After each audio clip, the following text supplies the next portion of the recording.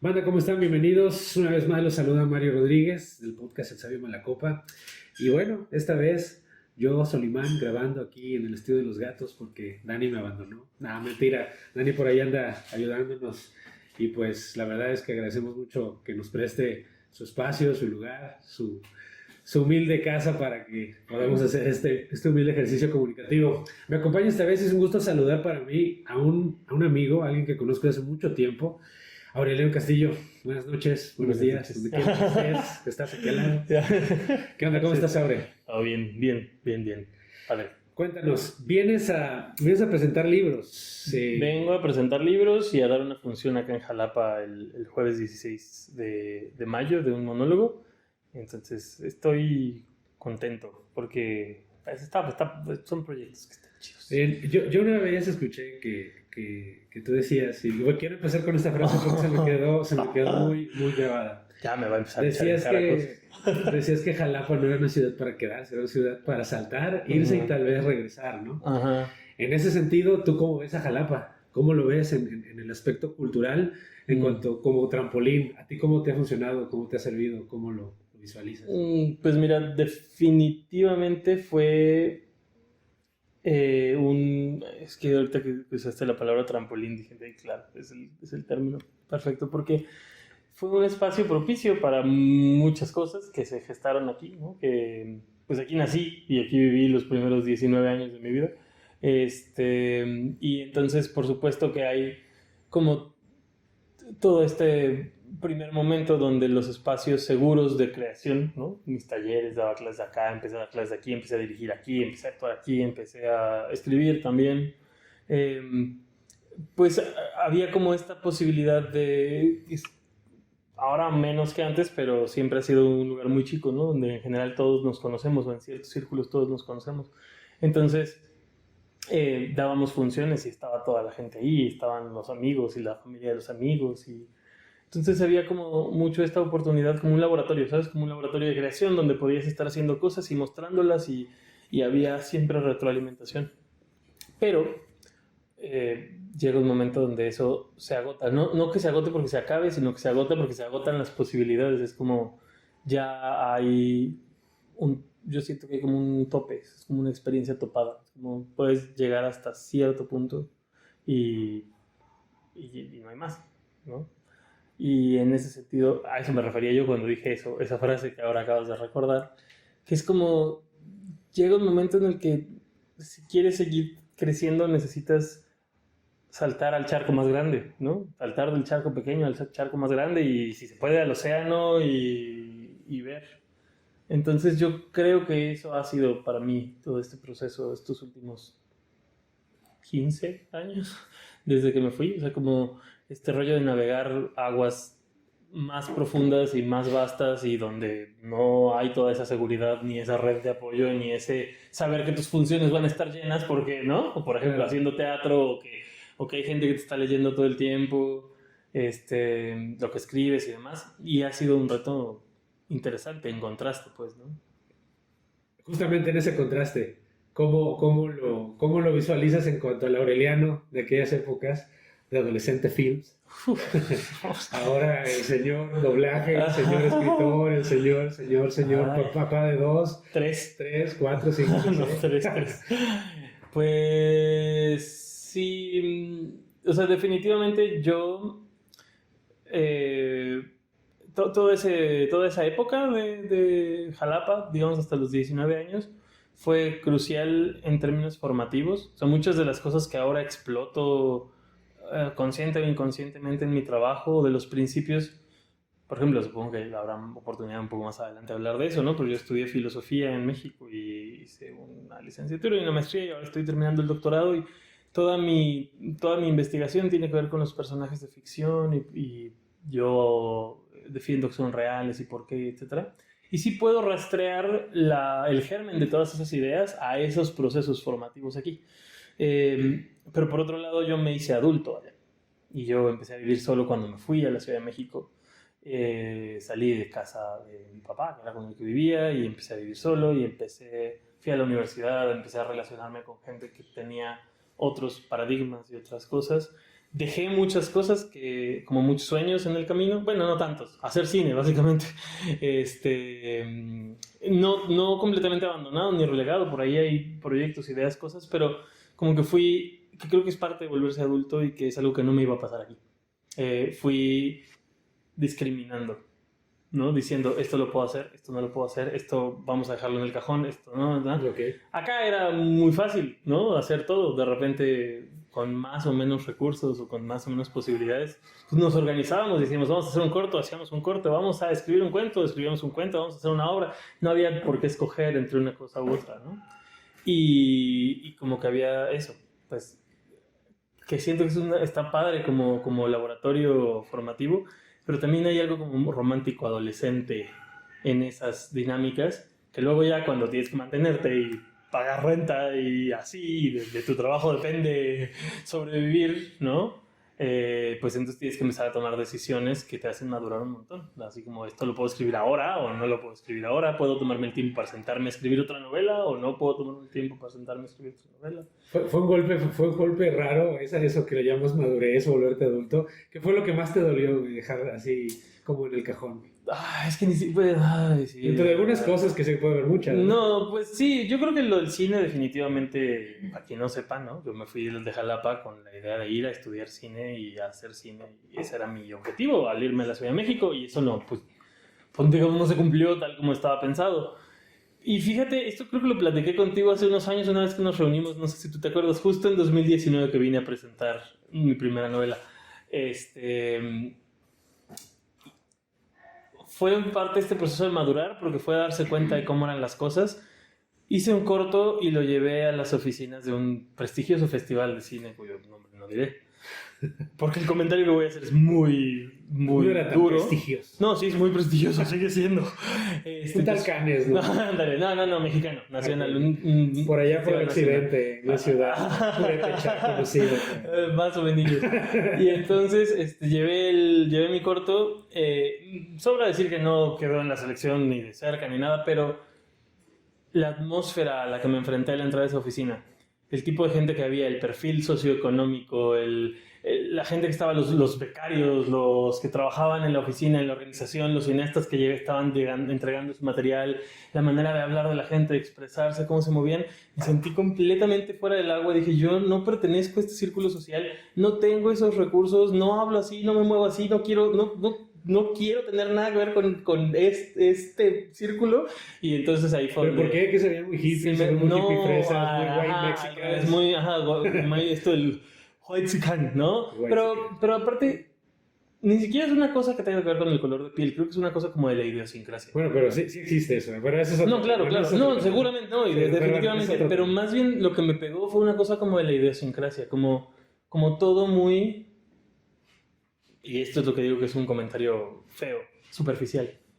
¿Sabes? ¿Sí lo viste muy banal? Sí, o sea, toda la dinámica, las maneras de hablar, de relacionarse, de todo, y entonces sentí muy feo, se me rompió el corazón, ¿sabes? Es como, no pasó con una persona, pero es como esto que reportan los que conocen a sus ídolos, como que tú tienes idealizado esta cosa del arte y del artista, y entonces ya lo conoces y es un vato así como mamón, horrible, que es un ebrio de lo peor. Que es un ebrio de lo peor, exacto. Que ha refriteado ideas y solo ha tenido el recurso para poder hacerla. Exactamente. Y otros no. Sí, exacto. Y entonces pasó eso y yo dije, ay, saludos no es cierto. Con especial cariño, no. Entonces sí, fue ahí donde dije, no. O sea, no es que yo quiera dejar de hacer cine, no es que yo no quiera contar historias así, porque el cine sigue siendo algo que me apasiona desde la cinefilia, desde verlo, pero también es un lenguaje que permite cosas que otros lenguajes no permiten, ¿no?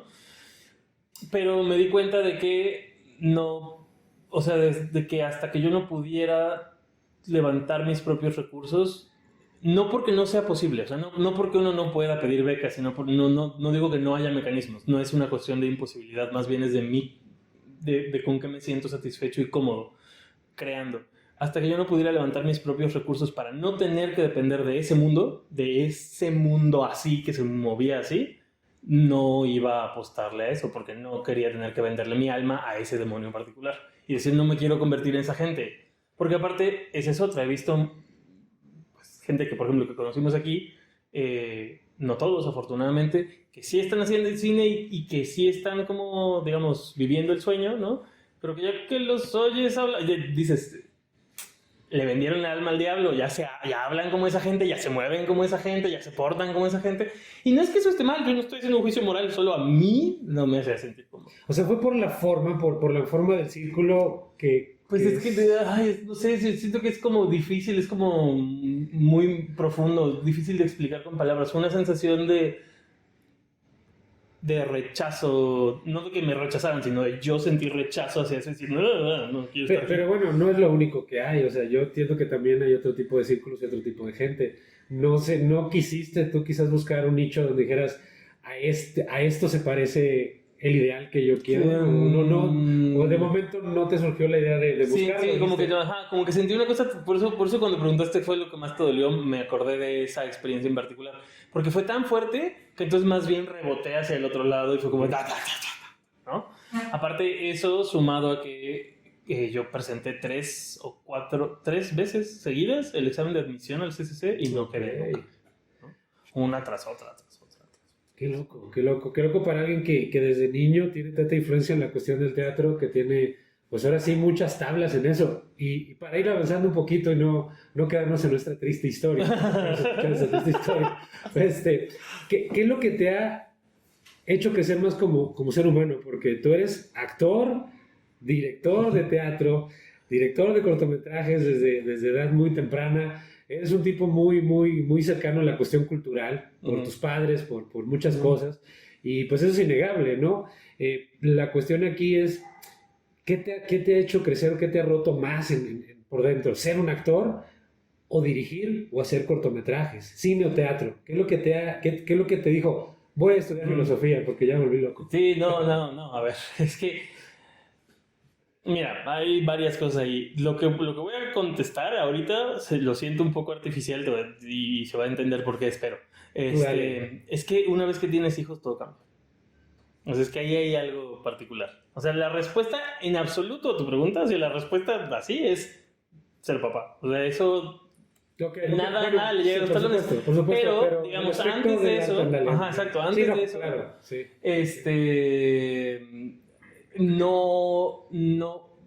No es tan fácil responder porque para mí al menos, por como yo me he desarrollado, cada una de estas actividades alimenta algo diferente. Por ejemplo, yo no me considero un gran actor, tampoco pienso que sea pésimo y he trabajado mucho por formarme y por estarme actualizando y por desarrollar una técnica propia que me funcione, etc.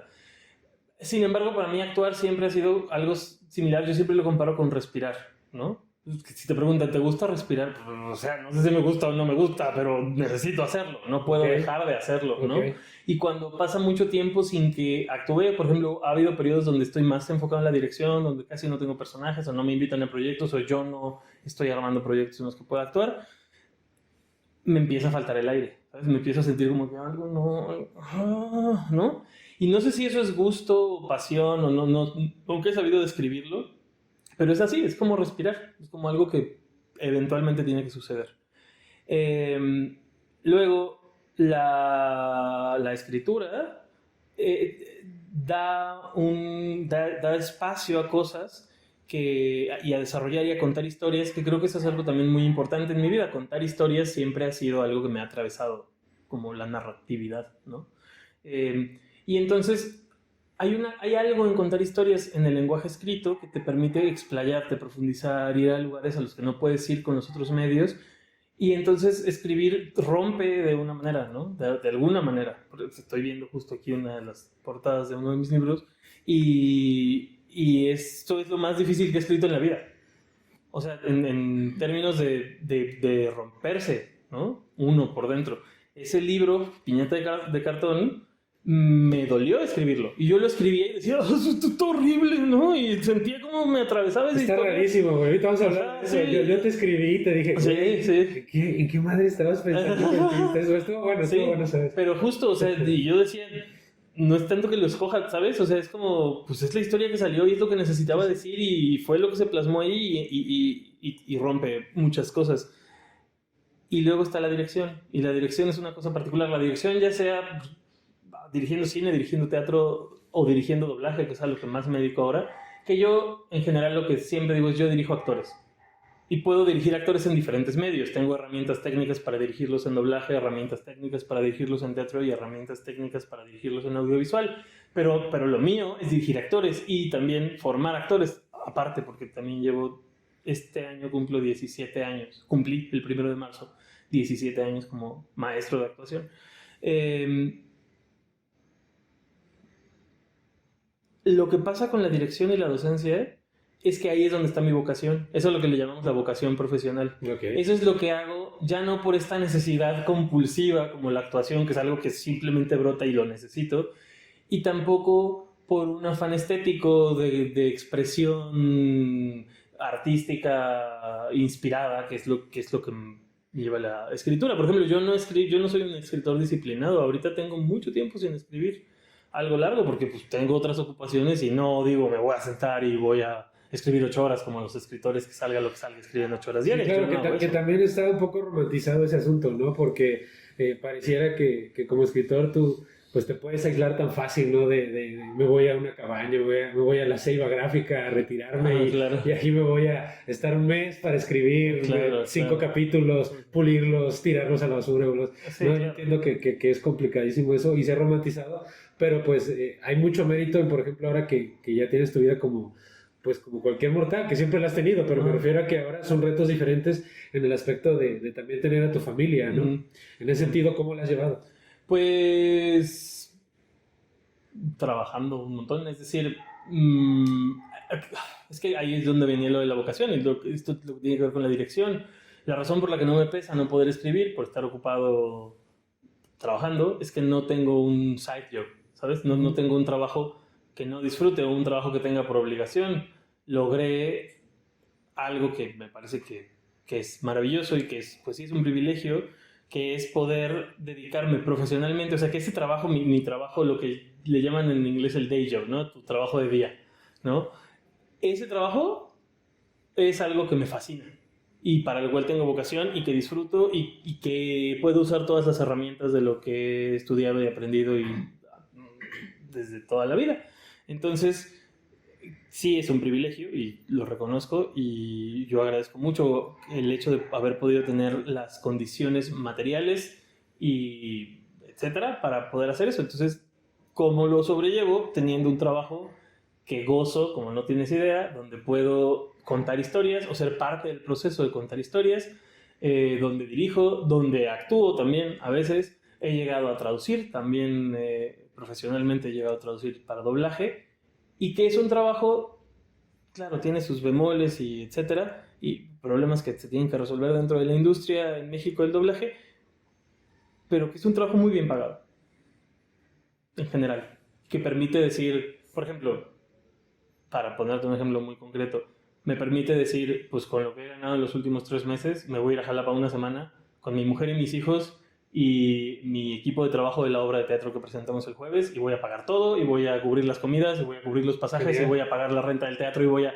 Igual y no gano ni un peso de mañana vendiendo libros ni el jueves en la función, igual y no recupero nada, pero no estoy perdiendo nada. No, claro. ¿No? O sea, no estoy regresándome a mi casa así de, bueno, quién sabe cómo voy a comer 2 meses, ¿no? Sí, tú estás disfrutando de algo que cosechaste. Y en ese sentido, ¿en qué proyectos porque eso me interesa, qué proyectos de doblaje has estado? En general, digo, porque puede ser 1500, no, pero bueno, pues mira, no tanto. Yo empecé como actor en doblaje, empecé en 2018 y a muchos compañeros de repente no les encanta que los que empezamos hace tan poco tiempo saltemos a la dirección tan rápido, pero bueno, tú lo dijiste antes, yo traía ya todo un bagaje y toda una formación previa que me permitió pues entregar un trabajo, quiero creer que de calidad, y que permitió que los productores de doblaje confiaran en mí para soltarme direcciones. Entonces empecé a dirigir relativamente pronto. Yo empecé a actuar en doblaje en 2018 y empecé a dirigir en 22, 4 años después. Tampoco he hecho tanto porque llevo 2 años apenas dirigiendo, pero así proyectos grandes. Que no sean tan grandes, pero en general algo que quieras destacar, que hayas disfrutado, que te haya dejado interesante. Sí, por supuesto. En ese sentido creo que también los proyectos grandes son interesantes porque siempre es un reto. O sea, por ejemplo, uno así muy, muy particular y que yo le agradezco muchísimo, parte de mi equipo de trabajo está aquí en Jalapa hoy conmigo, es Angie Villa, que es actriz también, y actriz y directora de doblaje.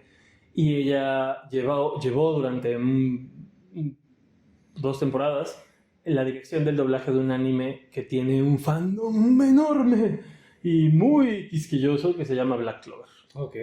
Se ya dirigió el doblaje de Black Clover. Genial. ¿No? La temporada 1 y la temporada 2. Y para cuando llegó la temporada 3, yo ya estaba dirigiendo doblaje y ella por otros proyectos no podía tomarla y me dijo, ¿quieres? Confío en ti. Toma mi bebé y ahora tú encárgate del doblaje. Entonces yo dirigí la tercera y la cuarta. La cuarta fue una codirección porque por los tiempos de entrega tuvimos que tener 2 salas al mismo tiempo. Entonces había un director adjunto dirigiendo la otra sala, pero digamos yo llevé el reparto de los personajes nuevos y la temporada y la película que salió en Netflix de Black Clover dirigí el doblaje yo.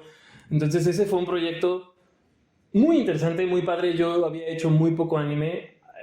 Además, esto seguro te acuerdas porque tuvimos estas conversaciones hace años. Nunca he sido muy asiduo al anime. He visto animes que son muy buenos, pero nunca he sido así como fan de Hueso Colorado. Sí, como conozco todos y sé cuál es la última edición, sí, claro. Entonces, claro, fue un reto porque tuve que empaparme del universo. Compré algunos de los tomos, los empecé a leer, empecé a ver a los personajes, ver capítulos, ver cómo funcionaba el tono, de cómo estaba funcionando.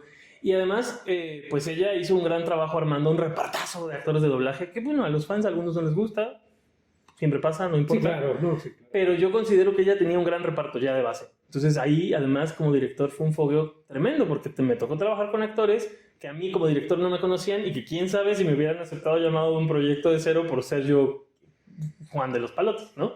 En cambio, pues era un proyecto que ya tenían, que ella con toda su trayectoria había armado un gran reparto, que fue un gran reto dirigir y que aprendí muchísimo de ellos como actores, yo estando en la silla de director, y que lo disfruté horrores. O sea, fue brutal ese proyecto para mí, me cambió la vida en muchos sentidos. Fue el primer gran proyecto que hice en doblaje. Muchos episodios con un canon establecido que tenías como que respetar. Y ¿Qué tanto se tiene que hacer? Por ejemplo, no sé si se llaman tomas, repeticiones en doblaje. Si es mucho rollo, si es mucho relajo, realmente fluye una vez que sale, fluye todo. O sea, ¿cómo se graba? Por ejemplo, un episodio, en general, más o menos la dinámica, ¿no? Porque obviamente sí. no es una clase de doblaje, no, pero en términos generales, llega el equipo, ya traen obviamente previamente ensayado, ¿no? Se ponen a leer, ¿no? ¿Cómo le hacen? ¿Qué hacen? Okay, para empezar, antes se grababa todos juntos en el atril, antes hace muchos años. Ya cuando yo empecé en 2018 esto no pasaba. Se graba ahora con el mundo digital, con Pro Tools, con las herramientas, digamos, no virtuales, sino digitales, que nos da la computación. Los procesos se vuelven más fáciles si trabajas de manera individual, porque puedes limpiar mejor esos tracks, porque puedes hacer muchas cosas que si tienes a todos los actores grabando en un mismo canal, es difícil, ¿no? Entonces, para empezar, grabamos solos. Y la otra es que no tenemos, muchas veces no sabes ni de qué es tu llamado hasta que llegas a grabar. Te llega un mensajito, ay, tienes llamado con tal director, tal día, tal hora, ¿puedes? Sí, puedo, no puedo, acomodas ya. Y hasta el día que llegas y entras, te enteras cuál es el proyecto, cuál es tu personaje y ves por primera vez el libreto. ¿Y eso está bien? ¿Es normal? ¿O? Es normal, sí. Eso es lo normal. Entre otras cosas, yo no considero que sea algo malo. Hay quien lo ve como... Pero yo no considero que sea algo malo porque nuestro trabajo es un trabajo que forma parte de la postproducción. Nosotros no planeamos, no tomamos decisiones creativas, no nada, porque ya hubo un director, un guionista, un camarógrafo, un editor, un todo que hizo el capítulo y que lo dejó como lo quieren. Y nuestra chamba es una chamba de réplica, por eso se llama doblaje. Doblamos el audio, sustituimos la voz por una voz en otro idioma, sí, pero que dobla intenciones, que dobla el trabajo actoral, que dobla el replica, ritmo, ¿no? Replicar, prácticamente replicar sensaciones, emociones para transmitir. Exactamente, claro. Y entonces ya está dirigido.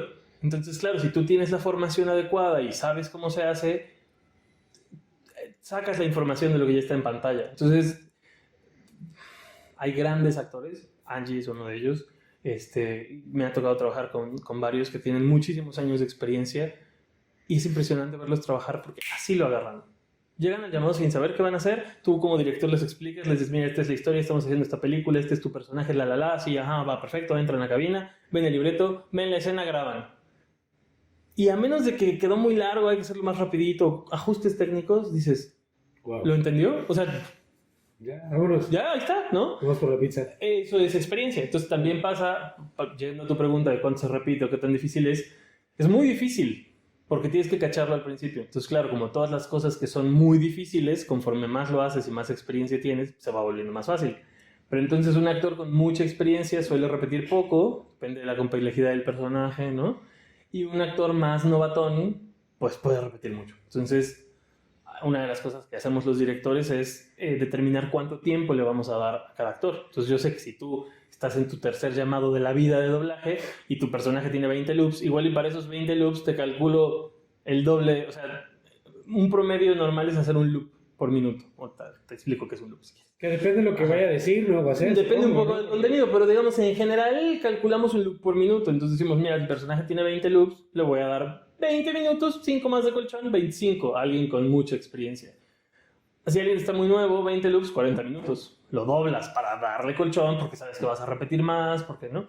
Vale. Pero pues es normal. O sea, más bien ahí, creo, como todo, depende de qué tanto estamos dispuestos a ir aprendiendo y a ir repitiendo y a ir mejorando las herramientas y así. Pero o sea, yo agradezco que me hagan esas preguntas cuando hablamos de doblaje porque en general la gente piensa que es muy fácil.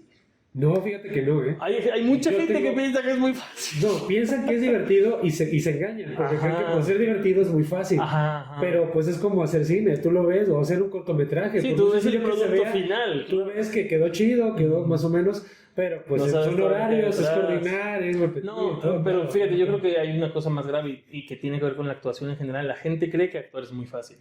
O sea pero es que tú has visto actores trabajar, sí, ¿no? O sea, lo que quiero decir es, dando clases de actuación me han tocado chavos que llegan y cuando les empiezas a explicar el grado de exigencia, lo que se necesita, lo que tienen que preparar, al nivel de profundidad que tienen que llegar, de conocerse a sí mismos, de reconocer a los personajes, de entender de psicología humana, de todo, dicen, ¿cómo? Pues ¿qué no era nomás decir líneas? No se trataba de, ahí tengo el libreto y entonces, como en la primaria, ¿no? Que te dicen, mira, este es tu parlamento, te paras aquí, lo ves para allá y lo repites. Así hay gente que de veras se queda con la idea de que eso es actuar siempre. Lo grave no es que se queden con esa idea, hay gente que hace teatro profesional así, pensando que lo único que tiene que hacer es ponerse un vestuario, pararse en un punto del escenario y recitar medianamente bien un texto y ya, se acaba, ¿no? Y cobran por hacer eso. Y entonces yo me doy de tipos contra la pared cada que los veo. Pero bueno, entonces eso es yo creo que lo más difícil del doblaje. El doblaje prueba que eso no puede ser. No, tal vez en teatro lo puedes hacer y dar el gatazo y hay quien le guste ver eso. Pero en doblaje no se puede porque en doblaje tú tienes que copiar lo que está en pantalla. Entonces, claro, si tu actor en pantalla está falso, pues hazlo igual de falso que él. Pero si tu actor en pantalla es Meryl Streep, dando la interpretación de la vida, desgarrándose por dentro, entregando toda esa verdad que ella entrega en cada toma que hace, ¿qué? ¿La vas a dejar falsa en el doblaje? Que sí ha pasado. Claro, y por eso hay mucho doblaje tan feo. Oye, ¿cómo logra? Porque sé que hay voces oficiales, ¿no? O sea, ¿eso cómo? ¿Hay acá ya un acuerdo? ¿O le gustó a los gringos de, me gusta cómo lo es mexicano? Es una convención. ¿Cómo funciona eso? Es un convencionalismo. Es decir, no hay un contrato firmado. O sea, cualquiera puede ser. O sea, porque siempre escuchamos, por ejemplo, no sé, Tom Cruise o quien sea. Tienen la misma voz, que no tiene nada de malo. O sea, chido, pero no habrá ¿quién decide que siempre es el mismo? Es que nadie, por eso digo que es un convencionalismo, porque pasa, de repente si hay clientes que te dicen, oye, si este actor de mi producto, ¿no? El cliente en redes se burlan mucho de Lalo Garza, que es compañero actor y director, porque él cuando le preguntan cosas siempre responde, no, es que el cliente esto, el cliente el otro, entonces ya la gente en X le dice el cliente a Lalo Garza. Pero es que eso es cierto, el cliente es la figura del dueño del material que viene y te dice, dóblalo, ¿no? Entonces puede ser, no sé, una distribuidora Universal, tiene esta película que va a salir en cines o en tele o en redes, y en streaming, entonces la trae a un estudio de doblaje y si tengo este proyecto, dóblalo. O sea, el cliente hace una cosa que se llama carta creativa donde da especificaciones. Okay. A veces el cliente dice, mira, si este actor en particular ya tiene una voz recurrente, alguien que en tu territorio sea más o menos reconocido por haberle dado voz, pues preferiblemente queremos que sea el mismo para que mantenga una continuidad. Pero no es como que sea una... A veces sí es como lo quiero a él, ¿no? Este tema de los Star Talents, por ejemplo, que ha sido como tan sonado últimamente, es que meten Star Talents, a quienes les gusta y quienes no, pero que se dice, ¿por qué? Si no son actores, pues dices, pues es que ahí llega el cliente y dice, yo quiero a para este personaje, y ya pues tú, pues es su producto, ¿no? Él lo quiere así, pues así se va a hacer. Pero lo que quiero decir con esto es que entonces pero puede pasar que llegue un proyecto y tiene a un actor que tiene una voz más o menos recurrente, que es en general quien le da voz, pero no puede en esas fechas, no puede grabar en las fechas, o tiene otro proyecto, o se le cruza, o se enfermó, o no pasa nada. O sea, tampoco es como que, ya rompiste el contrato y te va a venir. No hay un contrato, no firmas para decir, Sí, te claro. pago tanto al mes porque tú eres la voz oficial de tal, Sí. ¿no? Sí, ven, Más bien ven cada sábado a ver qué. exactamente. Cuando, por ejemplo, hay clientes que dentro de sus mismos productos te pide, si este actor conmigo, con mis productos, ya tiene una voz, pues respeta, porque es la misma. Por ejemplo, las plataformas hacen mucho eso. O sea, si yo plataforma tengo 2 películas donde sale el mismo actor, ¿por qué se va a oír con 2 voces diferentes en español? ¿No? Si luego otra plataforma tiene otra película con el mismo, bueno, ya ese es otro rollo, ¿no? Entonces, como que más bien ahí se van generando, te digo, convenciones de a quién llamas, a quién no, cuándo, la. A veces te piden prueba de voz y entonces, aunque haya un actor recurrente, haces una prueba de voz, invitas a ese y a otros, y al dueño del material, cuando oye la prueba de voz, le gusta más otro. Oye, ¿te ha tocado conocer, por ejemplo, a los típicos? Es una pregunta obvia, pero la tengo que hacer. Pues ya sabes, a los que han doblado a Goku, a Dragon Ball, o sea, personajes de ese tipo, bueno, a los actores que doblan, o alguno por el estilo, ¿no te ha tocado conocer o A varios. trabajar con algunos de ellos? Sí, a varios. No a todos. No, por ejemplo, no tengo el gusto de conocer a Mario Castañeda, que es la voz de Goku. Por supuesto que su trabajo, claro que sí. Pero a él directamente no, ni siquiera en persona. O sea, nunca nos hemos topado ni en persona. Pero, por ejemplo, he trabajado mucho, no solo en doblaje, también hemos hecho teatro juntos, somos muy buenos amigos y es uno de los regalos más grandes que me ha dado la vida poder conocerlo, porque aparte es una persona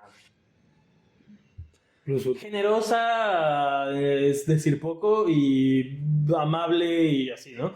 Es Pepe Vilchis, que Pepe Vilchis es Loki. Okay. Pepe Vilchis era Sean de Andrómeda en Los Caballeros del Zodíaco. Pepe Vilchis es una institución del doblaje, ¿no? Y trabajamos mucho juntos. Él me ha dirigido, yo lo he dirigido. Hemos hecho teatro juntos. Hicimos durante la pandemia teatro para transmitir por streaming. Y somos muy amigos, que es lo mejor de todo.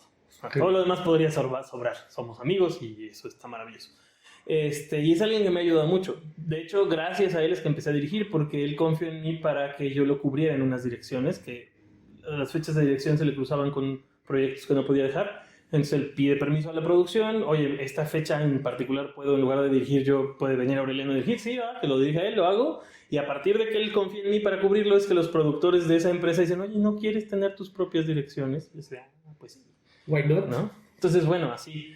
Algo que yo les he dicho mucho es, yo he tenido la fortuna de trabajar con los que yo escuchaba de niño y decía, yo quiero hacer eso, ¿no? Era justo él. José Luis Orozco fue mi maestro en la escuela de doblaje. José Luis Orozco es Buzz Lightyear, es Bills en Dragon Ball, José Luis Orozco es otra institución. Con él he trabajado también, me ha dirigido, lo he dirigido, pero con él aprendí. O sea, él junto con Olga Donadio, que es la directora de la escuela donde estudié, él fue mi maestro en doblaje, ¿no? Entonces, como así las grandes personalidades. Y hay varios, pero así nomás para cerrar esa triada, porque además también es un señor que me fascina trabajar con él y lo quiero mucho. Una de las primeras experiencias que yo tengo de ver doblaje y haber pensado yo quiero hacer eso porque me fascinaba la dinámica entre los personajes, y con los dos he trabajado, eran Sissy Babcock y Niles en La Niñera, ¿no? Que son Rebeca Patiño y Alejandro Vigelli. Que fíjate que yo siento que ya no los he escuchado, bueno, tal vez porque yo acostumbro no escuchar series dobladas, pero siento que a lo mejor ya perdieron un cierto protagonismo, no sé, o estoy equivocado. Pues no sé, Rebeca dirige mucho y entonces tal vez tiene menos personajes grandes porque se dedica más a la dirección. Y el señor Vigelli es muy mayor. Ya ahorita es un señor bastante grande, pero por ejemplo él hacía Gimli en El Señor de los Anillos después, claro, y tuvo atención. Esa es una voz muy reconocida, o sea, reconocible, perdón. Sí. Reconocida también, pero claro. Sí sabes que esa voz corresponde a varios personajes. Bueno, a mí me gustaba muchísimo ver La Niñera por ellos. Claro, los demás personajes en general estaban bien y a varios de ellos también los conozco. Rosy Aguirre, que hacía la hija mayor del señor Sheffield, y así también somos muy amigos. Pero ellos dos, lo que era la dinámica entre Niles en español, porque en inglés no es igual, en español la dinámica entre Niles y Sissy Babcock a mí me fascinaba verlos en español, y todavía ahora pongo los capítulos y digo, qué bien hecho estaba, ¿no? Entonces, qué timing tan preciso de la comedia, de la relación esta de pique que traen esos dos. Yo eso también te quería preguntar, ¿se puede cambiar al lenguaje o contextualizarlo, o tienes que seguir el chiste en inglés? Porque a veces no tiene el mismo efecto, ¿no? Claro. O sea, no es lo mismo la comedia a veces Ya voy a el empezar, lenguaje claro. anglo que Claro, en español. voy a empezar a sonar a lo Garza, pero es que depende del cliente. Okay. Es decir, hay clientes que si te dicen, adáptalo, tienes carta blanca, y hay otros que dicen, no, esto así, así, así.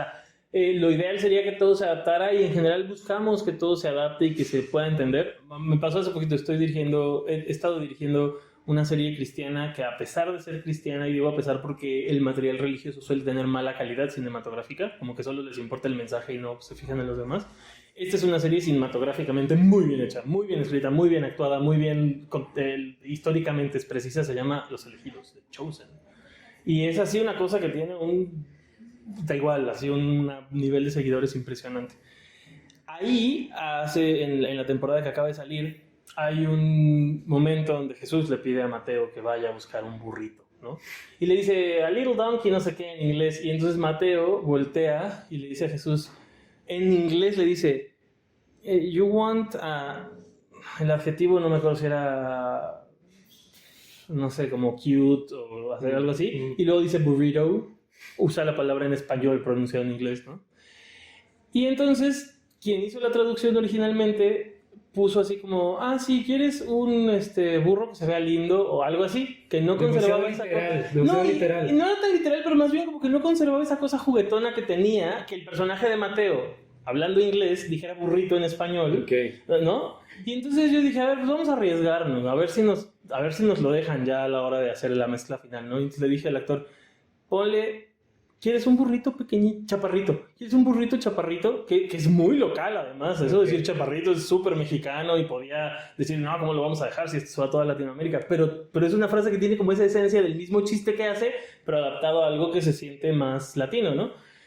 Y fue una joya porque esos capítulos, por azares del destino, terminaron saliendo en el cine y pasaron en el cine en toda Latinoamérica. Y entonces yo lo fui a ver al cine, estaba yo sentado ahí. Y cuando llega la escena, sí me dejaron el burrito chaparrito. Y entonces voltea a Mateo y le dice, ¿quieres un burrito chaparrito? Y entonces es maravilloso porque tiene la misma esencia del chiste que se conservaba. Pero a veces no se puede. O sea, a veces tú haces eso, adaptas y te lo rebotan y te dicen, no, esto no se puede ir porque es demasiado local o es que sea, ¿no? Entonces ahí depende de muchas cosas. No es como que haya una sola persona que dice, sí, vamos a adaptarlo así. Hay muchos factores, está para dónde va, quién es el cliente, qué te piden, qué no te piden, etc. ¿no? Entonces, claro, siempre intentamos adaptar, pero no siempre depende de nosotros.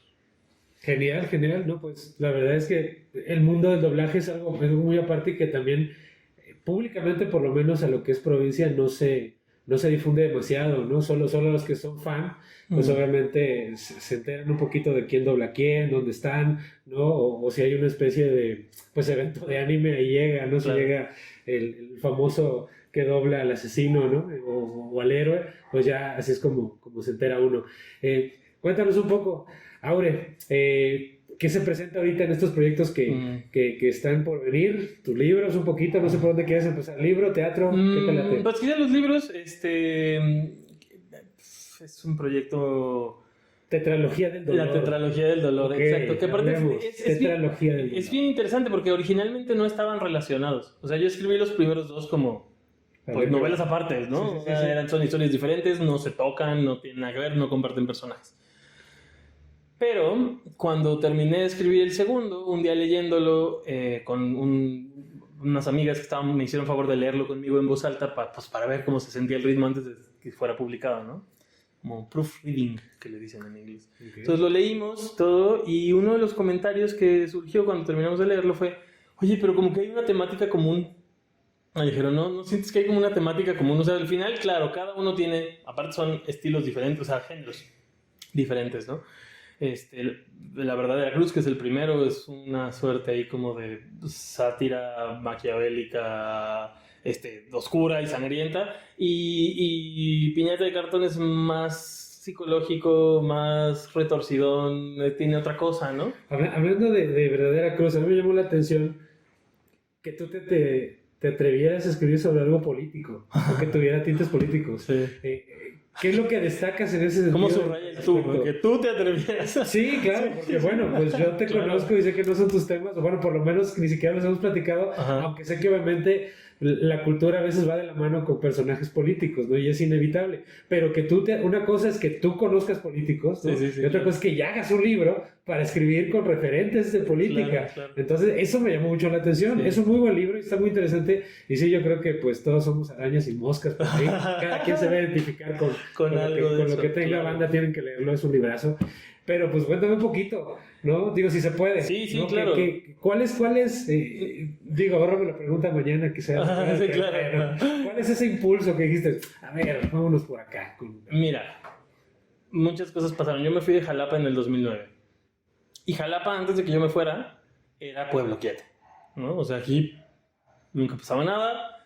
¿Te acuerdas, no? Que nos reuníamos a jugar Calabozos y Dragones los sábados en la tarde y terminábamos de jugar a las 3 de la mañana. El mundo va a ser de los ñoños. Ándale, sí. No, pues quién sabe, porque como están las cosas. Okay. Entonces terminábamos de jugar el sábado, el domingo a las 3 de la mañana o el lunes a las 3 de la maña, y yo a las 3 de la mañana salía de aquí, de las calles del centro, caminaba solo, sin nada, o sea, sí, hasta la salida al Camino Viejo a Coatepec, ¿no? Donde vive mi mamá, que ahí me iba yo a quedar con ella. Y caminaba a esa madrugada así, ¿no? Y nadie te molestaba y no pasaba nada, ¿no? Y justo me voy, y el año que me fui, poquito después, entre el 2009 y el 2011, explota la violencia, entran porque esa es la cosa, es que la verdadera cruz no solo habla de política, también habla de todo el asunto de la violencia, del narco, de las desapariciones, de... Sí, ¿no? Sí. Toda esa situación que empezó... Esa degradación, exactamente, de seguridad. Sí, claro. Y cómo eso se tuerce la vida de la gente y cambia las dinámicas internas, cabrón, y nos pone un espejo muy duro sobre la violencia. Y entonces pasó eso fue lo primero que pasó, que a partir de que yo me voy, eso empieza a cambiar y yo a la distancia empiezo a no reconocer Jalapa y a ver las noticias de lo que pasaba y que desapareció la hija de fulano y que no sé quién que conocías ya apareció muerto y que no sé qué y que las calles de Jalapa estaban tapizadas, o sea, tapizadas no a nivel Nueva York en los 80s, pero veías carteles de Se Busca por todos lados, cosa que jamás pasaba, ¿no? Y entonces eso ya te mete una espina de esto es algo de lo que hay que hablar, porque aparte esa es la otra cosa que es pues triste es lo menos, es desoladora. La gente no hablaba de eso. O sea, sabíamos que estaba pasando, las noticias hablaban de eso, pero las conversaciones entre amigos, las dinámicas, la gente en el antro, en los cafés, no estaban hablando de eso. No se estaba tocando el tema, las familias no lo discutían hasta que les tocaba que les desaparecieran a alguien, que les mataran a alguien, hasta ese punto. Entonces eso a mí me causó una impresión muy fuerte y yo decía, ¿por qué? ¿Por qué? Y entonces me di cuenta de algo que es lo que está en el corazón del libro. Porque si tú lo ves así, tanto la política como el narcotráfico, como las desapariciones, son solo la capa externa. De lo que me di cuenta es de que todos estamos metidos en el ciclo de la violencia. Todos estamos metidos en el ciclo de la violencia y es un ciclo que se replica con esta estructura de a mí me jodieron toda la vida, pues ahora que puedo, yo voy a joder. Y eso no se corta hasta que alguien en ese ciclo dice, no, a ver, espérate, ¿por qué? O sea, sí me han jodido toda la vida, pero ¿yo por qué tengo que replicar esto? ¿No? Claro. Y claro, lo que pasa es que esa explosión de violencia tan tremenda que le llevó a la ciudad, pues es como cuando algo hierve, ¿no? Son las burbujas que se botan, pero para que algo hierva y para que esas burbujas se boten, tiene que haber estado prendido el fuego desde hacía rato. Y eso es lo que yo realmente quería retratar en el libro.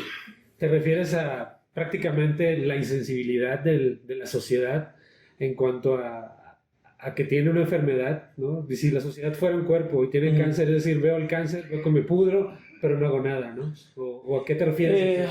Sí, en parte, pero creo que va más allá todavía. Todo el mundo justifica su violencia cotidiana y se siente muy con permiso de ejercerla. Yo siempre pongo el ejemplo del tránsito vehicular, ¿no? Si tú tienes prisa y quieres ir a algún lado, y entonces un pendejo se te cruza enfrente mal, pasándose un alto, y entonces le mientas la madre, no, pinche gente inconsciente, no tiene ni idea, y te encabronas, y cómo se atreven, y la chingada. Pero cuando eres tú el que quiere ir a algún lado, entonces tienes todo el permiso de pasarte el alto. Y si te pitan pasándote el alto, entonces te ofendes igual, porque cómo se atreven a pitarme, no están viendo que tengo que llegar al hospital, y no sé, y dices, a ver, ¿por qué está justificado cuando es algo que a ti te afecta, pero no está justificado cuando el otro le afecta? O sea, ¿por qué no te pones en el lugar del otro? Esta cosa como, esta incapacidad para decir, es que el mundo no se agota en mí. Sí, y entonces, claro, lo que a mí me duele sí. me justifica para lastimar a otros, pero que a mí nadie me lastime. Eso es a lo que me refiero, y eso es algo que es bien difícil ver. O sea, no solo lo pongo como críticas de los demás, yo mismo, en mi propia vida, o sea, escribir ese libro me costó sentarme delante de un espejo y decir, ¿y tú qué, güey? ¿No? ¿Y tú qué participas de esto? Solo por escribir ya eres el exactamente, ¿no? ¿Y cuál es tu participación y cuál es tu papel, ¿no? Eso no voy a revelar gran cosa al respecto, pero... Claro. Pero yo, no solo yo, sino mucho a mi alrededor está de un modo u otro en ese libro. Por eso la reflexión de lo que implica la verdadera cruz no podía ser de otra manera y no podía partir más que de la historia y los personajes de los que parte. Porque en principio inicia o brota de esa reflexión de decir, a ver, si lo que estoy criticando es que todos estamos metidos en este ciclo, tengo que empezar a poder aceptar que yo también.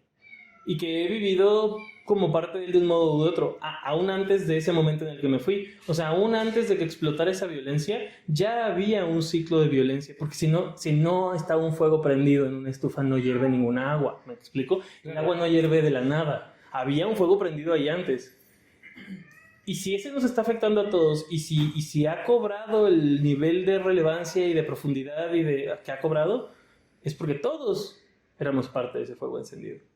Y ese es lo que más me interesaba. Sí, a mí me gusta el tono, igual para no revelar tanto, pero me gusta mucho el tono donde ubica al lector en su propio estado de miseria al tener que ponerlo, como tú dijiste, frente al espejo de sí, güey. O sea, puede ser que el libro parezca solamente un aparente como inicio de reclamo, ¿no? De reclamo de la sociedad está jodida, no sé. Pero dentro de toda la narrativa hay una parte donde te ubica y te pone ciertas cachetadas muy indirectamente y muy interesante. Pero bueno, ya para no contar esa parte, porque eso pues lo tiene que descubrir la banda. Este librito, buenísimo. Piñatas de cartón. Piñata de cartón. Sí. Bueno, pues cuéntanos de qué va, para poder brevemente. Sí, claro, o sea, Piñata de cartón es una radiografía psicológica de 3 personajes, ¿no? Son los Adalberto y Víctor, que son 2 niños que están estudiando sexto de primaria, y su maestra, ¿no? Y entonces es un libro que tiene una estructura de la que no quiero hablar mucho porque es parte como del giro, pero tiene una estructura pensada para eso, como para hacer como una radiografía.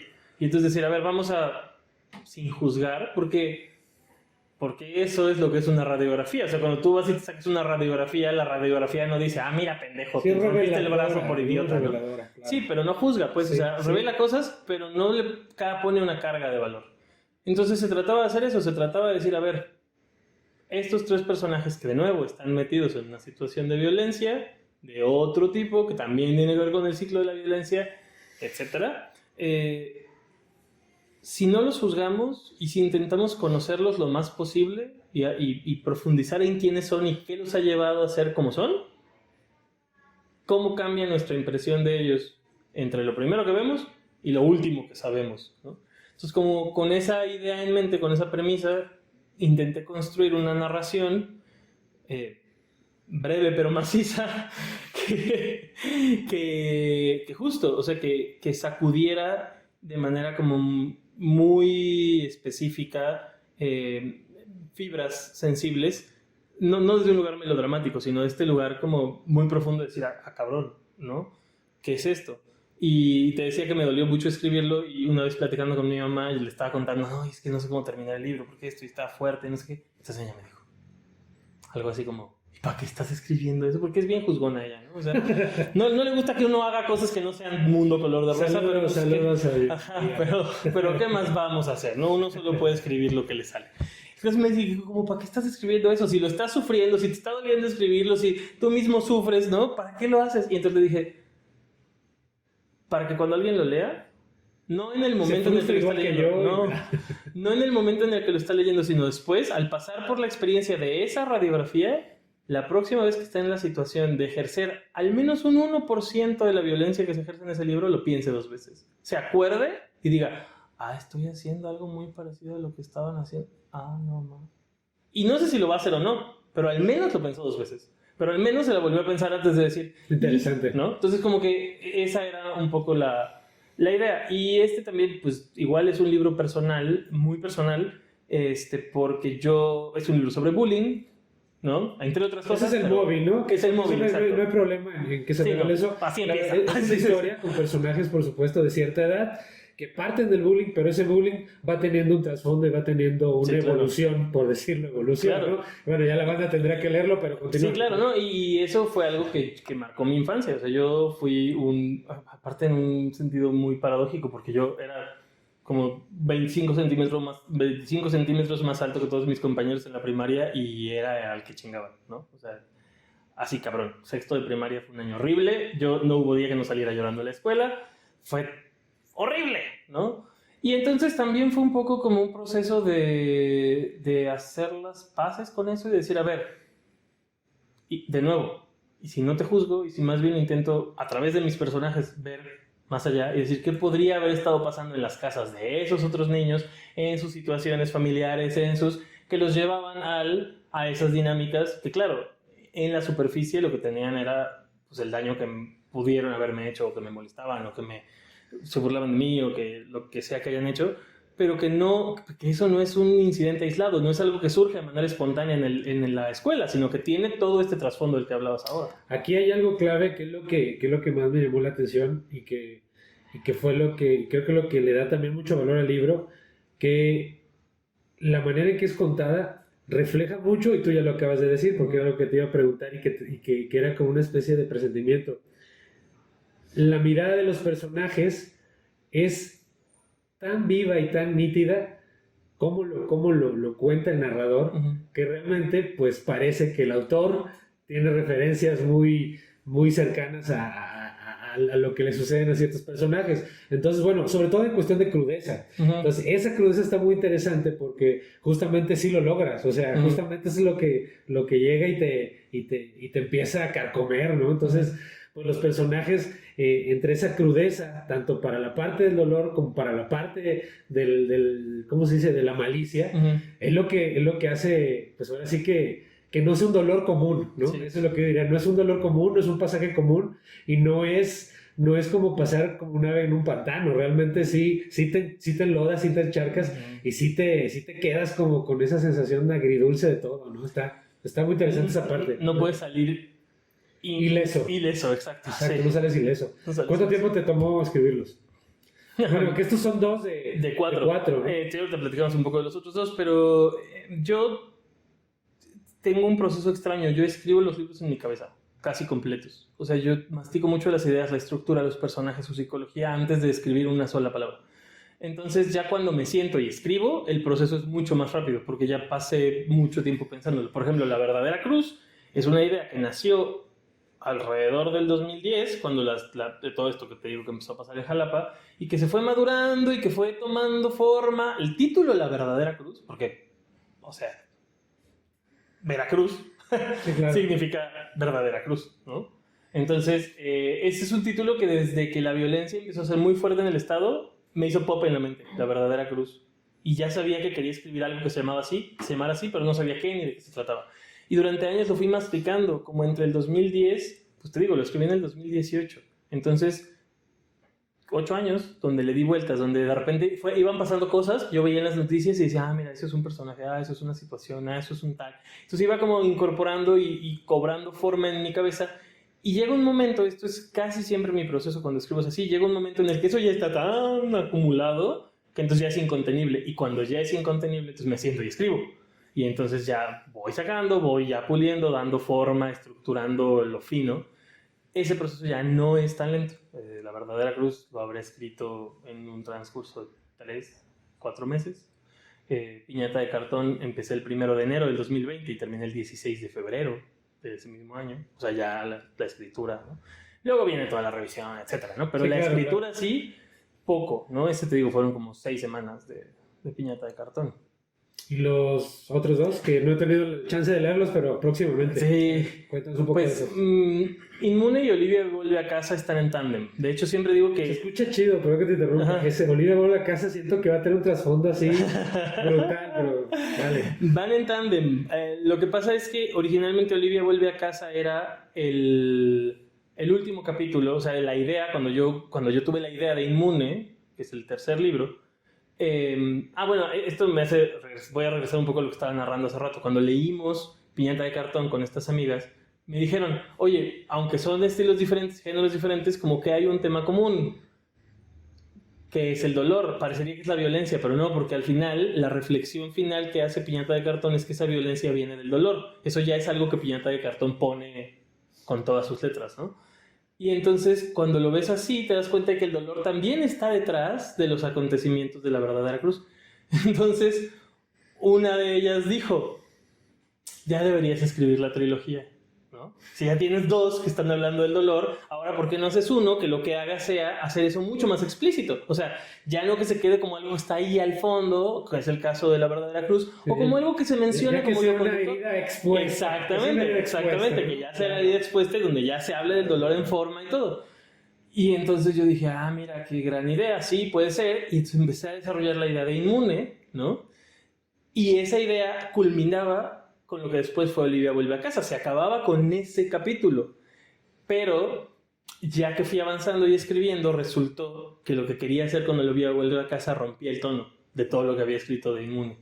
O sea, como que se me ocurrió al principio y era muy buena idea, pero conforme fue avanzando Inmune me enamoré de la forma que fue tomando y de la voz narrativa que lo contaba, que es muy distinta de la de Olivia.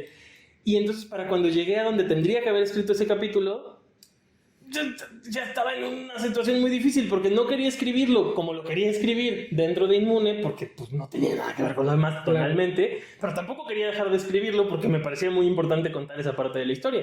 Entonces lo que hice fue cerrar Inmune sin contar eso, sin tomar esa perspectiva. Cerré Inmune, cerré la trama, digamos, de Inmune, escribí un capítulo que sustituyó ese y luego un epílogo, ya pensando que iba a escribir el otro aparte. Claro. Lo cerré y luego escribí Olivia vuelve a casa, respetando el tono que se me había ocurrido desde el principio y lo que quería hacer con él, que es una cosa muy diferente, narrado por otro tipo de voz narrativa, con otro ritmo, con otro pacing, pero que sí está completamente entreverada la historia. Pues te digo, era el último capítulo, sigue siéndolo. O sea, yo siempre les digo, aunque es una tetralogía, piénsenla como una trilogía, y los primeros, o sea, estos dos primeros e Inmune los pueden leer en cualquier orden. Puedes empezar por Inmune, puedes empezar por Piñata, puedes empezar por La Verdadera Cruz, pero eso está chido. Olivia lo tienes que leer pegado a Inmune, justo después. Además, justo después, porque es el más chiquito de todos. Es un libro muy chiquitito, Olivia vuelve a casa. Te digo, era un capítulo. Y mucha gente dice, pues voy a empezar por ese porque es el más chico. Les digo, no hagas eso, porque Olivia sí te echa a perder el final de Inmune. Si tú lees primero Olivia, para cuando vas llegando al final de Inmune ya sabes qué va a pasar. Oye, eso no fue común, bueno... No puedes ir diciéndole a toda la gente eso, güey. No, claro. Pero, eso no lo puedes medir, pero no te preocupa. O sea, dices, bueno, pues ya, o sea, no importa quién lo lea. Tampoco me preocupa nada tanto. Pero mira, tengo una gran ventaja. Yo soy mi propio editor. No dependo de una casa editorial. Mis libros no los distribuyen en librerías, los compran conmigo. Entonces sí le puedo decir a todo el mundo. Porque cuando me los compran en paquete, siempre me dicen... No. La gente misma me pregunta. ¿Cuál es primero? Exacto. Me dicen, oye, te quiero comprar tus libros, pero ¿cuál te compro primero? ¿Cuál leo primero? Pues este. O cuando me dicen cuál leo primero, siempre les pregunto, ¿qué te gusta más? ¿Qué te gustaría leer? ¿Algo que es más como realismo mágico? ¿Algo que es más como thriller psicológico? ¿O una novela de horror cósmico? No, me mama el horror cósmico. Pues entonces lee primero Inmune y Olivia vuelve a casa. Toma. Y ya luego los otros dos. No, me gusta más el thriller psicológico. Claro. No, pues lee primero Piñata de Cartón. Así. Entonces es la cosa. O sea, al final... ni siquiera es un orden. Esa respuesta no la empecé a dar por mis polainas. La empecé a dar porque me empezaron a preguntar. Chidísimo. ¿No? Entonces esa oportunidad estaba chida. Entonces sí, lo que tiene Inmune es que Inmune ya se escribió a sabiendas de cerrar una trilogía. Entonces Inmune une todo el universo en el que suceden los tres. Mientras que estos no se mencionan entre ellos, Inmune ya toca... y dice, ¿te acuerdas de La Verdadera Cruz? Pues mira, ¿te acuerdas de Piñata de Cartón? Pues mira, sí, todo pasó en el mismo universo. Y lo cierra. Está interesante, está interesante. Y está ahora sí bien bajado el balón, bien utilizada esa estrategia. Pregunta, dicen los especialistas, los lingüistas, que la palabra mata la cosa. Y tú hace rato, pues bueno, mencionaste cuestiones de que pues supiste y padeciste bullying y que bueno, eso es una cuestión de lamentable que hay por las diferencias en el despertar de la malicia y también aspectos de violencia que hay en la sociedad. En tu caso, al escribir, ¿qué tanto te sirvió? No como terapia, pero sí como para realmente al hablar o reflejar ciertas páginas no de dolor personal o no sé, después hubo una especie lo trascendiste, pues, ¿no? Si es verdad que la palabra mata la cosa, si por ejemplo, si yo traigo guardado un dolor y hablo de ese dolor, ¿eso me sirve para canalizarlo? Por decirlo de una manera muy, muy burda, ¿o no? ¿Qué tanto ayuda? O lo sigues arrastrando, pero ya es diferente, sí. Porque no se olvida, claro, pero ¿qué tanto ayuda esa frase o qué tan verdadera es? ¿O tienes que ver los estoicos? No, pues yo creo que va caso por caso. Es decir, depende de cuál sea el dolor, depende de cuál sea la cosa, ¿no? Yo creo que habrá casos donde sí la palabra mata la cosa y hay casos donde la palabra reaviva la cosa. Y hay casos donde la palabra crea la cosa. Y hay casos donde la palabra muestra la cosa, ¿no? Y todo se pueden dar juntos. Además, lo que sí creo es que algo cambia. Entonces, que yo así lo generalizaría, ¿no? Al hablar de algo, al escribir de algo, yo creo que más al escribir que al hablar, porque muchas veces al hablar así nada más, podemos decir cosas que ni sabemos ni nos damos cuenta que estamos diciendo, ¿no? Al escribir, muy distinto, porque al estar frente a la página en blanco... Ahí se queda, ¿no? No, deja tú que se quede. Regresas al otro día y ahí está. Exacto, ahí está. Ajá, regresas al otro día y ahí sigue, y de repente ves lo que escribiste al día anterior y dices, ay, cabrón. Me pasó hace ratito que estaba hojeando tu copia de Piñata de Cartón y de repente caí en una página y leí lo que había escrito. Tenía años sin leer Piñata de Cartón y leí ese madre y dije, ay, cabrón, no, yo escribí eso. Como en un sentido de... fuerte. Como que esa parte de ti te dijo. Sí, claro, ¿no? Y ahí estaba, y es algo que estaba pensando y lo pasé por ahí al escribir ese diálogo. Entonces, definitivamente algo se modifica y no sales igual que como entraste, o quizá no debería salir, ¿no? Alguna vez me preguntaron si yo creía en la diferencia entre la alta cultura y la baja cultura, ¿no? No me acuerdo de qué, un simposio de discusión de algo, seguro de filosofía. Okay. Y yo decía que yo creo que sí hay productos superficiales y basura, pero creo que no los podemos medir en función de quién los hace o de si son industriales o no industriales o de si son comerciales o no. Creo que los tenemos que medir más bien en función de cómo fueron producidos. Porque tú puedes tener un cantante, una persona súper sensible, un gran artista que un día dice, güey, necesito escribir una canción así porque tengo que comer, y entonces escribe cualquier cosa que le piden, que sabe que va a pegar, que ni lo siente, ni le importa, ni nada, lo pone, lo entrega, lo graba y ya vámonos para que me paguen el cheque, y eso es un producto basura. O alguien que nunca ha escrito algo que valga la pena, digamos, pero que un día algo le pasa en la vida, que se le mueve algo y entonces se sienta y escribe el cuento del universo. Eso me recordó algo, perdón si te interrumpo. Platiqué en este podcast hace tiempo con un, pues por supuesto, muy respetable poeta tuxpeño que se llama José Luis Rivas. Y le pregunté, maestro, ¿forma es fondo? Y me dijo, la forma es el fondo, ¿no? O el fondo es la forma, algo así, ¿no? A lo que voy es a esto, por lo que tú comentas que es muy interesante. Muchas veces juzgamos por la forma, ¿no? Sin a veces darle chance, porque es la palabra, chance al fondo, al contenido, o al revés, ¿no? Entonces, no sé qué tan de la mano, ¿tú qué opinas en ese sentido? ¿Coincides o no coincides? Completamente. O sea, creo que, por ejemplo, es muy fácil explicarlo con la discusión esta del reggaetón, ¿no? Que es como está últimamente, todo el mundo habla de eso y espero que nos vayamos callando poco a poco porque es una discusión estúpidamente infértil. Pero este rollo de decir todo reggaetón es malo porque es reggaetón, pues no sé. O sea, descartarlo. Todo porque todo tiene el mismo ritmo, porque todo tiene. Las rancheras todas tienen el mismo ritmo. El son jarocho, todo tiene el mismo ritmo. O sea, vas a un fandango y oyes rinkin, tintinkin 4 horas. Pero por ejemplo, ¿no? Bueno, pero es que hay matices, ¿no? Hay matices, porque no es lo mismo ir. Bueno, tú que sabes más. Es lo mismo escuchar a Andy Flow, güey, que escuchar, por ejemplo, a Maluma. Si ubicas a los dos. Sí, claro. Okay, pero a bueno, ver, es que pregunta. el problema de nuevo es, si tú lo planteas así, el problema es que tomas a Danny Flow como si fuera una unidad.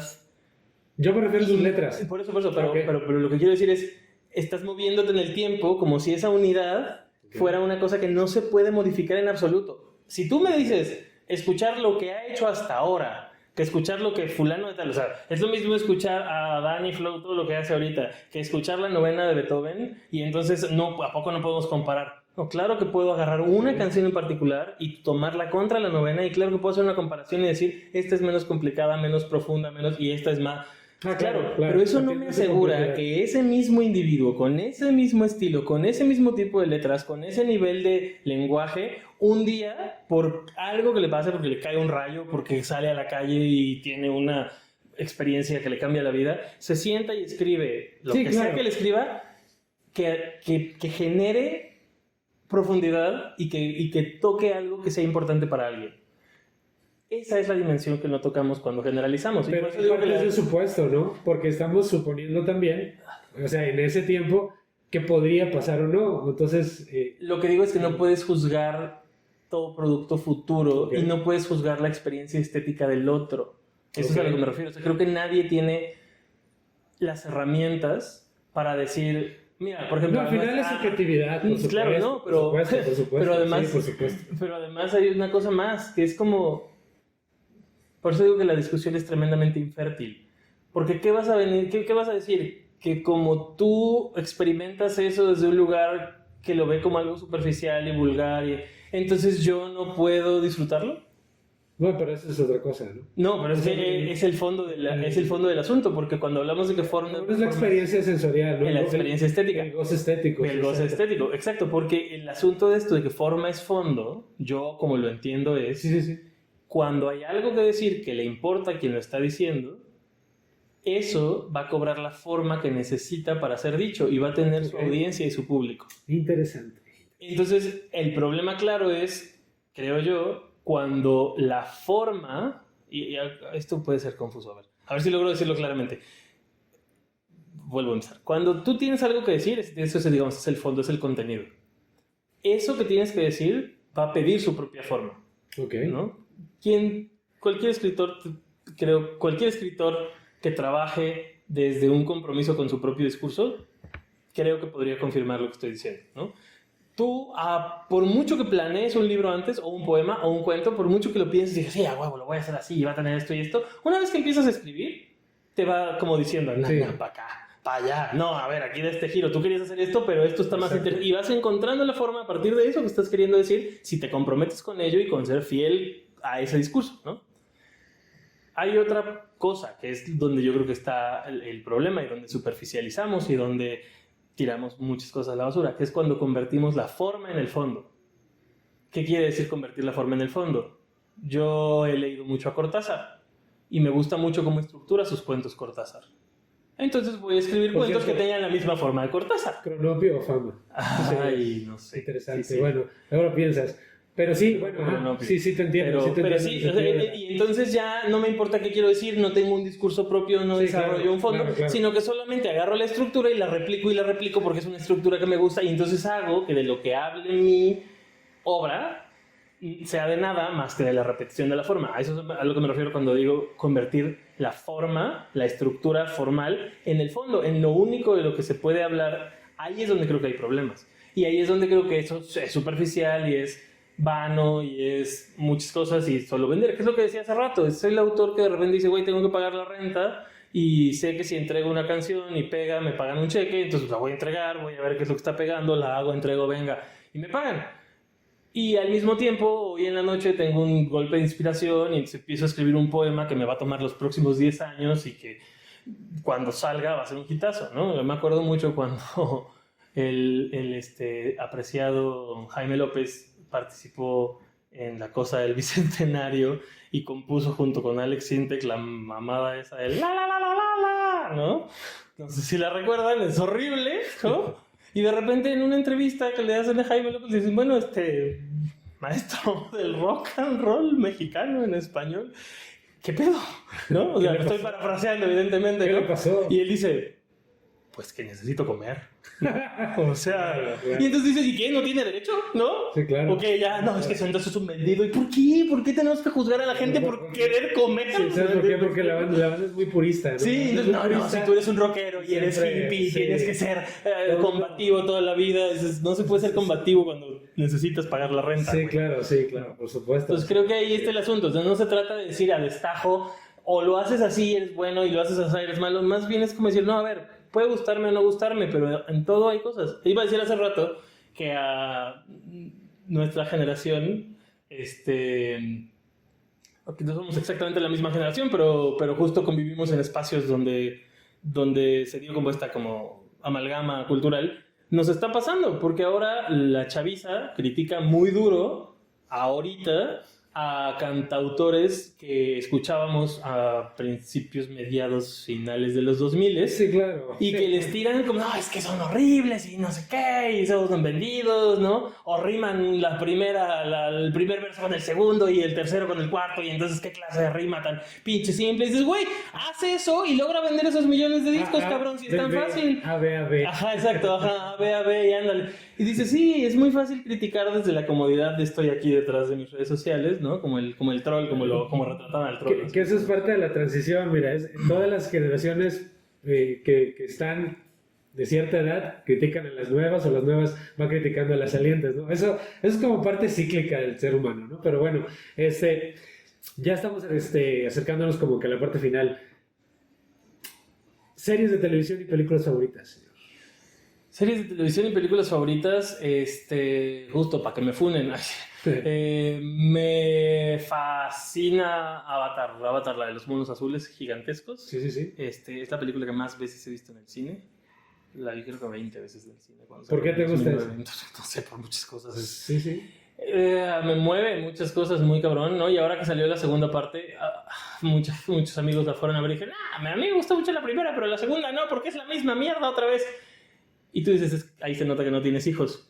A todos les digo, ahí se nota que no tienes hijos, porque sí es lo mismo, pero ahora desde la perspectiva del mismo personaje siendo padre y viendo cómo lo que le pasó a él ahora le pasa a su hijo. Y solo cuando tienes hijos sabes que las historias se repiten. Y entonces y eso tiene mucha importancia, ¿no? Entonces, Y es peligroso, güey, eso que se repitan las historias. No, ¿y cómo haces para que pasen por lo que tienen que pasar sin que les pase lo que te pasó o los dejas que les pase? Es un cuestionamiento profundo, muy cabrón, que tiene que ver con la paternidad, ¿no? Eso me refería al principio cuando decía que es que una vez que eres padre, todo lo demás se modifica absolutamente. Y series, creo que hay muchas. Me cuesta trabajo escoger, pero me gusta mucho Lost y me fascina Doctor House. Nice. Te recomiendo una que se llama Sandman. Está buenísima. La Netflix, la que Sí, está adaptada del sí, cómic sí. que he leído, Está buenísima. toda la serie. Está buenísima. Siento que tiene muchas cosas de cuestión de bien y mal y hay cuestionamientos filosóficos muy interesantes. Sí. Hermano, eso te la recomiendo. ¿Por qué filosofía? Ya para terminar, ¿qué te dejó ese estudio? ¿Qué te motivó estudiar un poco de filosofía? Más allá de la academia, porque la respuesta fácil va a ser, pues bueno, porque teatro, academia, muchas cosas se pueden vincular, ¿no? Sí, pero fíjate que no, o sea, sí, pero no. Pues no, diría un amigo en común que tenemos, hijo del poeta al que acabas de mencionar, con Aureliano nada es fácil. Okay. Saludos, Juan. Saludos, sí. No, lo que pasó es que la razón, digamos, más inmediata, te va a parecer una tontería. Yo estaba en la Ciudad de México, mi papá me mantenía, me mandaba dinero todos los meses y yo no quedé en la escuela de cine. Y entonces dije, estoy quemando los recursos de mi papá, tengo que hacer algo, voy a presentar examen de admisión a la UNAM. Así, por no decir estoy aquí mamando el recurso. Por cuestión de productividad. Pues como por hacer algo, ¿no? Por no estar ahí nomás quemando la lana de mi papá, que me daba dinero todos los meses, ¿no? Y entonces dije, no, pues... No, bueno, es que cómo te quemas 500,000 pesos. Ojalá.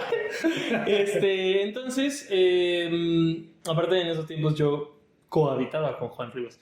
Éramos Nice. roomies. Ahí en el Pedregal, ¿dónde? No, No, yo vivíamos en un humilde departamento Es que en ese el señor multifamiliar Benito. Digo, en ese el señor tiene quién sabe cuántas casas. Ah, no, sí. Es cierto.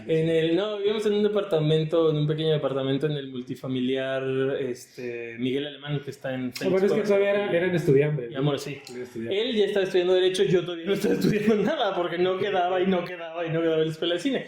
Entonces, en una llamada telefónica con mi mamá, así le dije, a ver, tengo que presentar el examen para la UNAM porque algo tiene que pasar, al menos mientras quedo en la escuela de cine. Literalmente, agarramos la oferta académica de la UNAM en la página que viene dividida por las áreas de conocimiento y primero descartamos áreas. Dije, a ver, biológicas y de la salud a la chingada, no.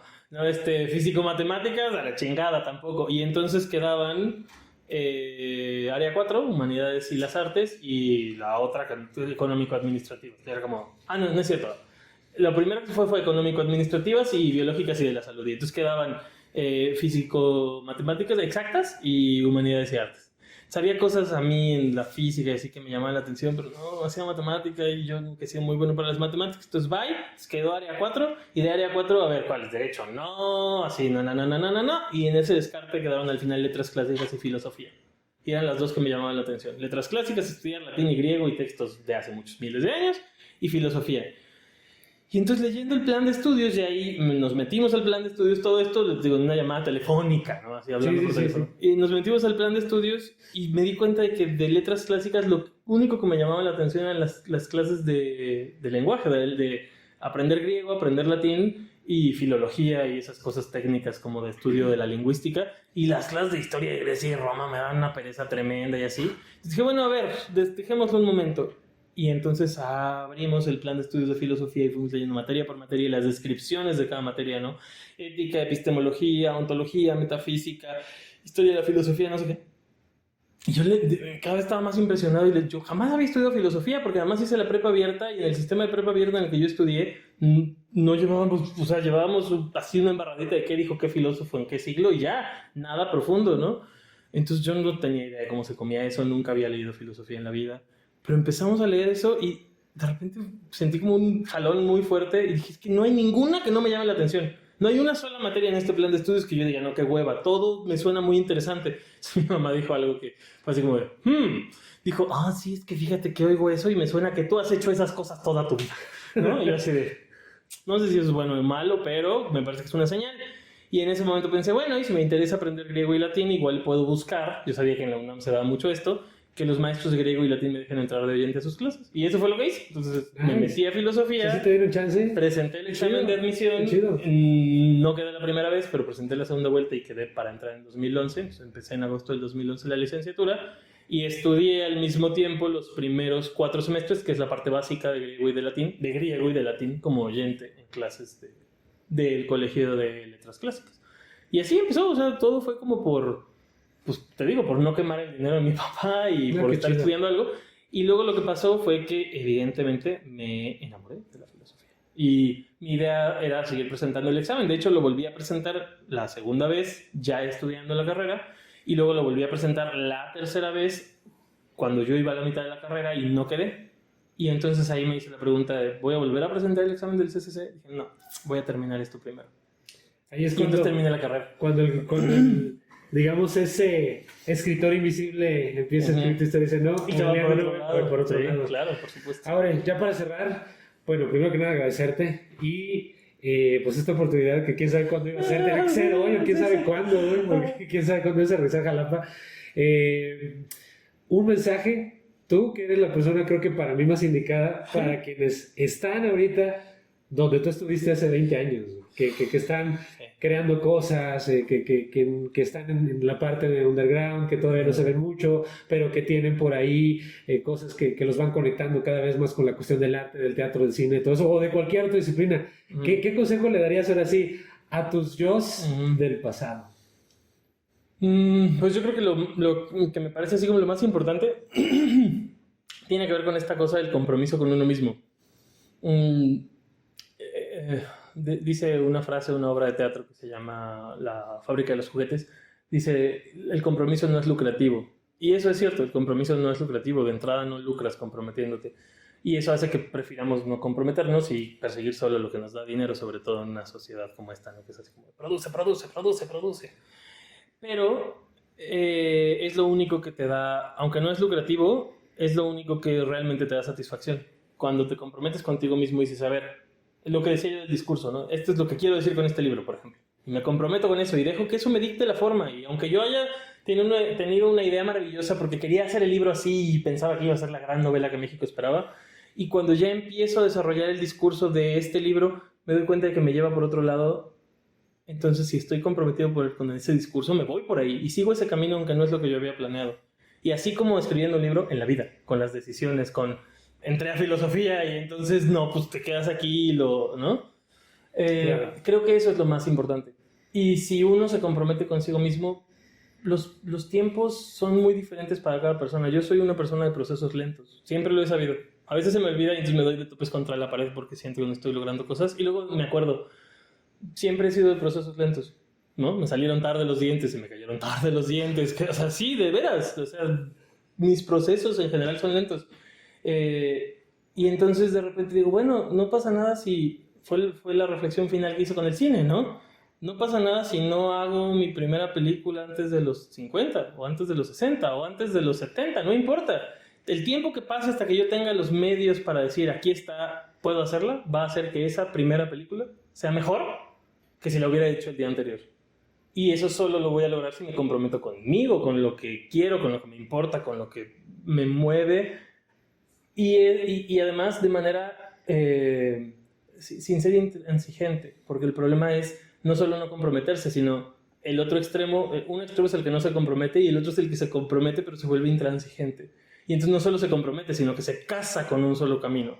Y entonces es como, no, y si no sucede así, entonces no quiero nada. Entonces mejor me tiro a la depresión porque no sucedió como yo quería y yo estaba muy comprometido y entonces tuvo que mágicamente haber sucedido así y no sucedió, entonces me deprimo. Yo creo que justo lo mejor que le podría decir a cualquiera es hay que encontrar un equilibrio entre esas dos cosas. Eso me lo dio la filosofía oriental en particular, el Tao. El camino del Tao es saber andar entre el yin y el yang. Mucha gente se queda con el primer acceso al yin-yang, que es este rollo de entender que el yin tiene algo de yang y que el yang tiene algo de yin y que hay un equilibrio. Y piensas que eso es todo, llegar al equilibrio. No han entendido el Tao. El Tao significa camino. Y el Tao Te Ching, que es el libro del camino, ¿cuál es el camino del que está hablando? Si ves el yin-yang, vas a ver que hay una línea en medio. Ese es el Tao. Aprender a andar en medio. No se trata de ser bueno con algo de malo, ni malo con algo de bueno. Se trata de aprender a andar en ese lugar donde no eres ni bueno ni malo. Nice. Donde ni te aferras a algo, ni andas en la completa desbalague. Simplemente es eso. Entonces creo que eso es como lo que me parece muy importante. Y, para no desaprovechar la ocasión, justo eso es algo que exploro en el monólogo que vamos a presentar el jueves. Es una adaptación teatral de la apología de Sócrates. Sí, el cartel lo dice todo. Sí, ¿no? El cartel lo dice todo. Sí, justo tiene que ver con eso, con el autocompromiso, con comprometerse con lo que uno es y con lo que a uno le importa. Y con aceptar las consecuencias que ese compromiso tenga. Nice, no, pues no hay más que decir, banda, ya lo saben. Aure, muchas gracias por haber estado con nosotros. Saludos a Burrito, saludos a toda la banda Cheque que faltó el día de hoy, que obviamente pues por motivos de logística era complicado que estuviera aquí. Muchas gracias a Dani por prestarnos su espacio. Muchas gracias a Richard también, donde quiera que estén, banda, síganos en redes sociales. Igual vamos a poner las redes de Aureliano Castillo y pues su compañía de teatro. Muchas gracias, cuídense, gracias Aure. Gracias. Bye. Estuvo, muchas gracias.